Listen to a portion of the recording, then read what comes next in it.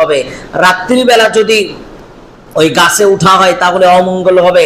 মঙ্গলবারের দিনে কোথাও বের হলে অমঙ্গল হবে। রবিবারের দিনে বাঁশ কাটলে গাছ কাটলে অমঙ্গল হবে।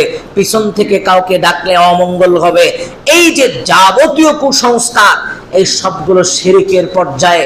মা বোনদেরকে এই বিষয়গুলো বেশি বুঝতে হবে। আমাদের মা বোনদের ভিতরে এই শিরকগুলো বেশি প্রচলিত। মা বোনেরা না বুঝেই অনেক কথা বলে থাকেন। আপনাকে মনে রাখতে হবে, ইসলামে অমঙ্গল বলতে কোনো জিনিস আপনাকে বলা হয়নি।